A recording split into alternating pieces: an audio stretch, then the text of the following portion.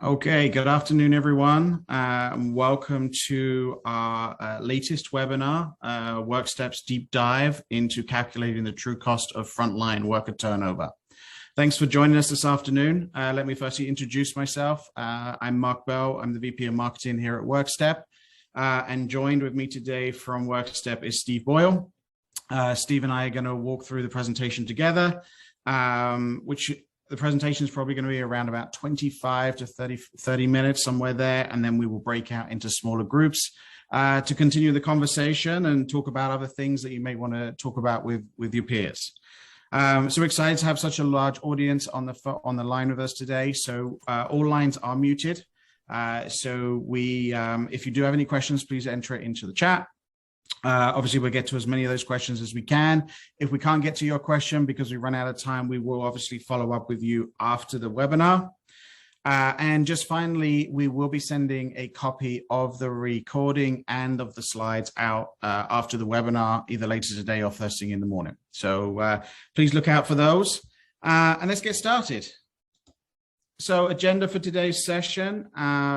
We'll touch on a number of different things, right? We're going to talk about frontline worker turnover, the latest trends in the marketplace, what we're seeing, what we're hearing, the impact of turnover events on your business.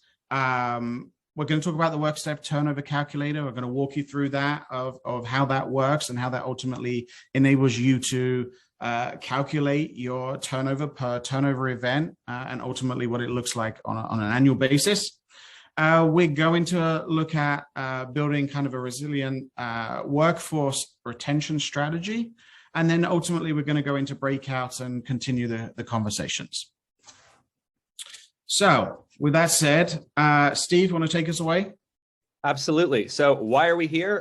Probably something like this. In 2021, supply chain frontline worker turnover was higher than 57%, which is a big old number. And yet, if we go to the next slide, we're going to see that this is not a flash in the pan. This is a long time coming. As with so many things, COVID wasn't an anomaly, but an acceleration of trends that have been building up over the past decade, which means that this isn't a flash in the pan. This is a challenge that is here. It's huge, and it's here to stay. Yeah, and paired with that, I think it's important to say that the skills gap is definitely widening. Quite simply, American businesses are facing unprecedented challenges. Certainly, the labor force simply doesn't have enough qualified and skilled workers to meet the demand, right? The skills gap is widening across all industries. Paired with that is quick rates are the highest they've ever been nationally, right? Quick rates, as Steve mentioned earlier, it's over 50% for our industry alone. And the graph shows us that the Great resignation of 2021 was absolutely very real. Workers are leaving in droves for many different reasons, which we're going to get into later in this presentation. So what does that actually mean, right? Frontline labor is constraining Americans' growth, right? So when we look at companies who make and move physical products have spent more than $1 trillion on employees in 2021 to keep their domestic supply chains staffed, right? Often supplementing those with supplementing the direct labor with costly temping staff. And it's estimated that will continue another $90 billion in expense due to frontline employee turnover. $90 billion, right? We'll come on to that in a second. Even with that scale of investment, which is increasing every year due to long-term sector tailwinds, supply chain labor availability, stability, and quality is holding back our country's growth, right? Today in the United States, there are 3 million more unfilled jobs than don't require a college degree than job seekers with one. 1.4 million of those open jobs are in the supply chain, or 15% of all open jobs in this country.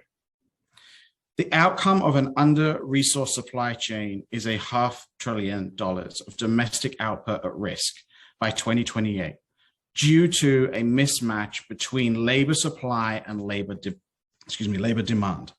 The broken supply chain labor system is of critical importance to companies, to consumers, to workers, and also to our country as a whole. So what are the effects of this? Well, they're visible, right? And you can see them on the shelves as companies struggle to keep up with the massive demand. You can see it in the strain on workers who are being asked to work harder, work longer, work more dangerous roles. You can see it in the stress in HR. I hear all the time from HR teams and talent acquisition teams who are working harder than they've ever worked before just to replace the workers they're losing, and then have to hit their hiring goals. We know that we've got an insane labor market right now. We know that it's a challenge for companies, that money's being spent. We know that, money's being spent more on workers. So we have to charge more for goods. Suddenly there's inflation. Now workers' purchasing power is less. Now we have to pay more for workers. And so we're in these dangerous spirals here where this stress is increasing on everybody. And of course, we can quantify that as well. So if we go to the next slide here, we're going to see a few of the different companies who have specifically cited retention as a challenge in their earnings report and as something that's leading to missed earnings. FedEx is a really interesting example. I don't know if you've read their earnings report. For them, in the first paragraphs of the opening statement, retention is the main theme. This is a top of mind major issue for some of the biggest companies in the world.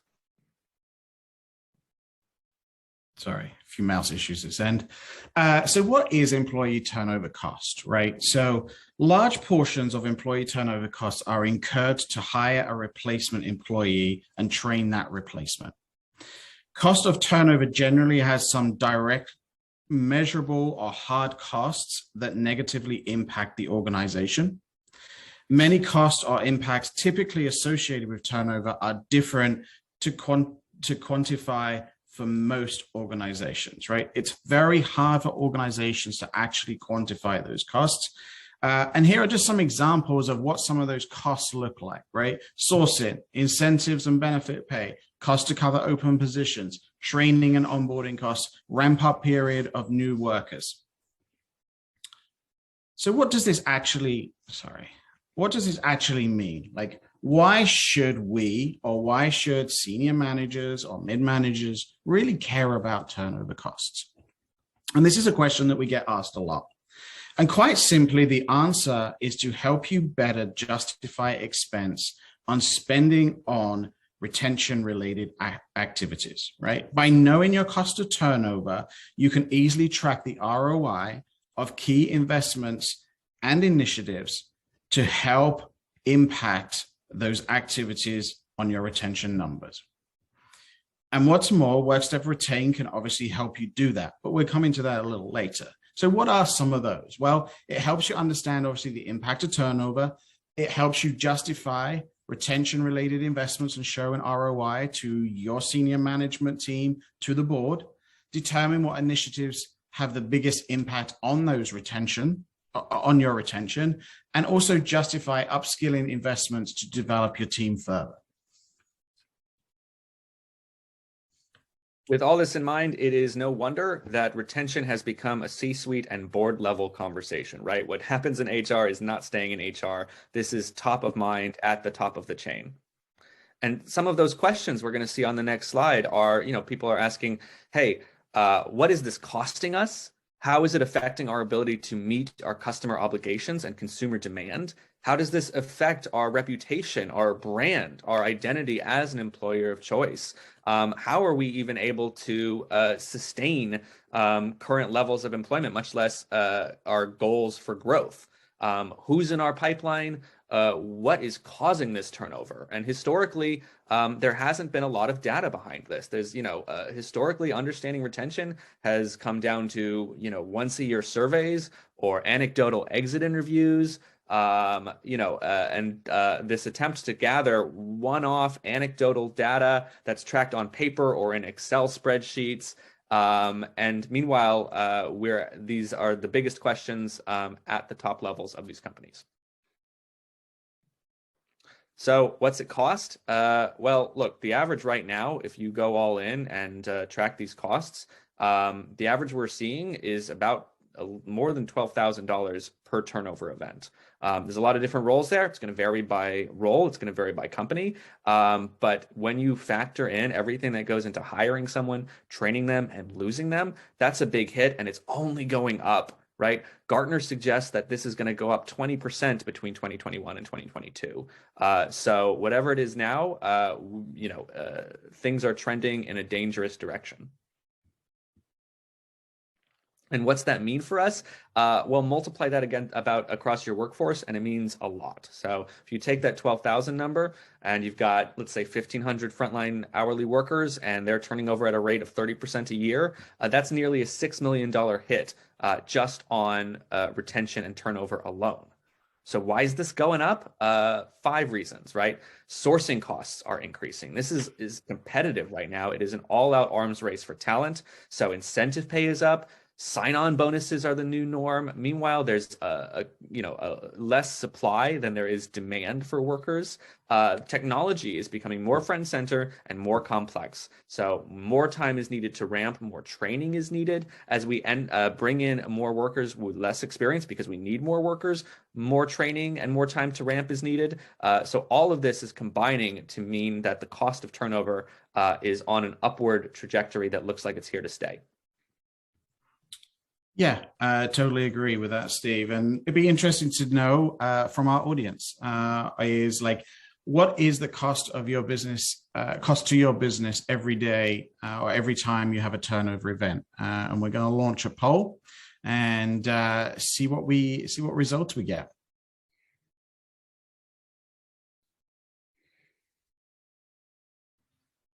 All right, I can see the numbers coming in nicely. We'll give it a few more seconds. Some interesting results for sure. We'll share those in a second. All right, let's share those results. So 33%, somewhere between 5,000 and 10,000, 28% between 11 and 15,000, 17%, 20,000 plus. Interestingly, 22% of our audience today has no idea. Thanks for sharing, everyone. Appreciate your participation there. So let's think about what should we be considering when we're trying to calculate our true cost of turnover, right? And let's do a kind of a deep dive into that. Well, what goes into it? We've broken this down into 4 main buckets. The first bucket is obviously the recruiting and the onboarding costs, right? And that includes everything from advertising, interviewing, screening, hiring, training, management time, et cetera, et cetera. A second big bucket is the loss of productivity and engagement and the impact that that has on the business. That can be everything from someone having to cover that role while you're actively looking to fill the position. It also includes things like ramp up time to reach productivity. How long does that take? What's the percentage of actual efficiency during that ramp up period? And then also kind of what kind of impact does it have on other members of the team and ultimately the culture of the organization? Is there a fear of disengagement? Absolutely, right? And we have to factor that in. A third bucket is ongoing training costs. Like, not only is it onboarding costs, but it's the ongoing training costs throughout the duration of the employment. Many people say out there is like 10 to 20% of an annual salary or more is spent on training, and that leaves with the employee when they leave the organization. And then our last bucket is really, like, as I mentioned before, is the cultural impact on the organization and the impact that it has on the brand, right? Every organization wants to be the best company to work for. Everyone wants employees to want to come to them, right? They want to stand out from the crowd. They want to make sure that they have a good culture and they can attract these frontline workers. So let's talk about WorkStep's turnover calculator, right? Let's talk about what it is and why we have created it. So we created a comprehensive turnover calculator to help you better understand what these costs are, to help you better understand what is the cost per turnover event. It's specifically been designed for HR, operations, C-suite executives within supply chain businesses with the goal of providing a close estimate of what your true cost is. Now, it's different for every organization. It's different for every role, as Steve mentioned earlier. It's also different for every geolocation, right? So a frontline worker here in New York is going to be very different to a frontline worker in other areas of the US. It's 11 easy steps to follow. It takes less than 4 minutes to complete. And we're going to walk through it today on exactly what those buckets are and how you can actually utilize this on a daily basis. Ultimately, the calculator is designed to provide you and your team with actionable outcomes based on those results. And ultimately to enable you to think about how can we reduce this cost down and how can we ensure that ultimately we are retaining our frontline workers. So let's dive in. So I'm going to walk you through the calculator. This is obviously just a screen grab. We will share the actual link, the live link after the webinar, but just kind of want to give you a step-by-step guide of exactly the inputs, the outputs, and what the actual results mean. So let's start at the top. So step one is identifying the annual salary of the HR manager, right? So stage one is really thinking about who is involved in the hiring process, how much time have they spent on during the hiring process, and what are those costs to the organization. So step one is entering the cost or the annual salary of the hiring of the HR manager. Quick Google search shows or tells us the average is around about $107,000. Step two is entering the annual salary of the hiring manager, whoever that may be, whether that's the warehouse manager or someone else in the organization, right? Entering their salary in here as well. Step three is inputting the annual salary of the training manager, who is going to be responsible for their onboarding, but also responsible for their ongoing training throughout the duration of their employment with the organization. And then step four is ultimately entering the hourly wage of the frontline worker of the role that you are trying to actually hire. Now, for the HR manager, for the hiring manager, and the training manager, we recognize that those aren't traditionally recognized as hourly paid workers. And therefore, we ask you to input the salary. In the back end, the calculator will automatically convert that onto an hourly wage or hourly pay based on the standard 40 hours a week, 261 days worked a year. So that's step 1 to 4. Let's look at 5 to 8 now. So next step 5 is enter the hourly benefits costs, right? Every employee has benefits costs associated with them. And what is that to the cost to the business? The average is around 283, although we are hearing every day that that is actually very low compared to what they are experiencing at their businesses. Again, you can enter this in and you can play around with numbers. If you're not sure, use the $2.83 per hour as a starting point. Step 6 is calculate what the total cost is for sourcing candidates, right? The amount of time, the hours that go into actually sourcing those individuals, communicating with those individuals, inviting them to interview or whatever it may be, Zoom call, whatever it is. The average there is about $1,250 per hire. Step 7 is how many days does it take to actually fill this position? Right? Research shows that it's roughly around 29 days. Obviously depends on the role, depends on the location. So we put this number in here, and again, you can use the 29 days as an example, as a starting point, but feel free to also put in your numbers as well. Step 8 is incentives, right? Have you offered any incentives to actually attract candidates? That could be sign-on bonuses. It could be annual bonuses. It could be a whole host of different incentives that the organization is actually offering to attract the right candidates. We're seeing and we're hearing that the average is around 1,200. Again, give or take, yours may be higher or maybe lower, whatever works for your business. Step 9 is new hire ramp time. So what is the time period it takes for that individual worker, once they've been hired, to be 100% efficient, right? And there's a number of, we hear from our clients every day of some roles it takes 30 days, some roles it takes 90 days. Whatever it takes on your organization, we enter that number here in number 9. Step 10 is then, what's the efficiency during that ramp period, right? Is that individual, let's just say that takes 30 days as a ramp period. During that time frame, are they 100% efficient? Probably not. Are they 60, 70, 75? Whatever that percentage is, adding it into the calculator here is going to give us more of an accurate analysis. Then final step 11 is the training, as we mentioned before. How many hours per year will this new hire have in new training? And that means onboarding training. It means ongoing training. The average is about 56 hours a year. Okay, so entering that in, again, is going to help us analyze the results. So once we've entered all of that in, all of that information, we've entered our input, it gives us our results, okay? And our results are based on what we've obviously put in, as well as the calculations in the back end. So what is the cost of sourcing a new hire? $1,250 is what we put in on the previous screen. What is the total cost of interviewing candidates? So based on the HR manager's hourly pay times the total number of hours, plus the hiring manager's hourly pay times total number of hours spent, we get to about $277.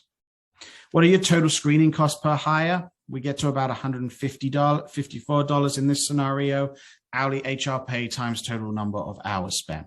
And these are just what's in the brackets is just showing how we've calculated this in the back end. Incentive related costs, as we mentioned on the previous slide, this is based on your input and what you put in. Result number 5 is overtime cost to cover the time to hire. So this is always a big number for the organization. And this is the cost that it costs the business to actually cover that role while it is empty. And that role doesn't go away, right? We still have to fill that role with someone at the organization. So the chances are that you are filling that role with overtime, which is probably paid time and a half. And that is a huge expense every time we lose a member of the team. Result number 6 is the training cost per hour. Again, onboarding costs as well as ongoing training costs. Training manager hourly pay times total number of training hours set per year. And as I mentioned on the previous slide, 56 hours per year. And ultimately, result 7 is what's that productivity ramp cost per hire? Depending on how productive they are, percentage of productivity during that ramp period. Is that ramp period 30 days? Is it 90 days? Are they 60% efficient? Are they 90% efficient? Again, another costly line item for the business. We're nearly there. Result 8, what is the end of the employment admin costs? So at the end of whenever someone leaves the organization, there is a fee or there is a cost towards the business for end of employment. And that could be exit interviews, it could be cancellation of benefits, et cetera, et cetera. We capture that here. It's worked out of, on average, it's about 2 hours for the HR person or the HR team to actually complete those exit administration items. And lastly, result number 9 is what additional costs that have we not captured throughout the calculator that we should be thinking about? Things like background checks, drug testing, driver testing. There's a whole bunch of different scenarios or different inputs that we could put here. In this scenario, we just use it as 500 as an example. So once we've calculated that, we've got all of our inputs, it gives us our total cost of turnover event. In this scenario, 12,502. So this can then be taken as your turnover per turnover event times, as Steve mentioned earlier, times the total number of employees that you lose per year to give your annual number. And it is a significant number. Oops. All right. So now what? Right? We know turnover is important and it's high. We know the cost of an individual turnover event is painful. And we know that when we multiply that across everyone that's leaving, we get a big number. So what are we going to do about it? Well, we have to understand what to do. We have to do it. And then we have to measure how good of a job we did at it. So WorkStep is swimming in data. We gathered feedback from over 16,000 employees from more than 160 companies and analyzed not just what people said, but how it related to whether they stayed or left and how the answers aligned with outcomes. And guess what? Pay is not number 1. In fact, pay ranks about number 7. I don't know if that's a relief to you that you don't have to increase pay, or daunting because it's not the simple answer, but it tends to be a lot more complex than that, and it tends to vary. The top three that we get are job expectations, safety, and the number one thing that we hear is that workers want a career path. They want the opportunities for career growth. They want to know that this job is meaningful, that they care about the company and where it's going, and that it's leading to something. And shockingly, 75% of supply chain worker turnover could be avoided by simply having and listening to good feedback from the front line, right? By this 75% number, it's things like safety issues, it's paid time off, it's things like forced overtime, it's things like relationships with my manager, things that if we were getting that feedback in real time from our front line, we could act on and probably reduce this number significantly. And that's ultimately what our goal is here. Sorry.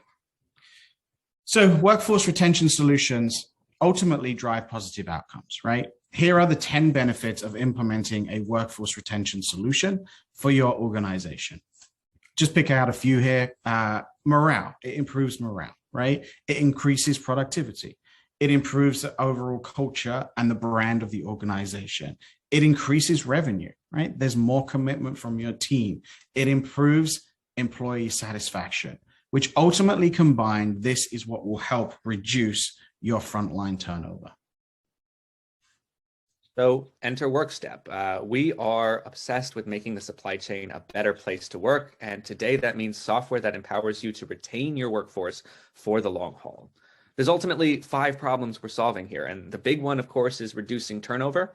But there's more to it than that. We want to make it really easy to jump in and understand what's the low-hanging fruit for a turnover event. We want to make solving those problems really fast. We want to be able to highlight for you what is the top proper problems and challenges and your top opportunities to intervene, as well as the impact you can make there, and to be able to measure that impact. Now, the building blocks of this are what we're looking at right now, right? The building blocks are these little micro pulse check-ins. They take about 60 seconds and they're rolling. So this isn't a one-time survey event. These are milestone based at day 7, 30, 60, 90, quarterly after that. And here's the key thing here, is that these little check-ins are totally anonymous, but also tied to outcomes. So the example that comes up again and again is, hey, I surveyed my workforce and a plurality of people said they want more pay.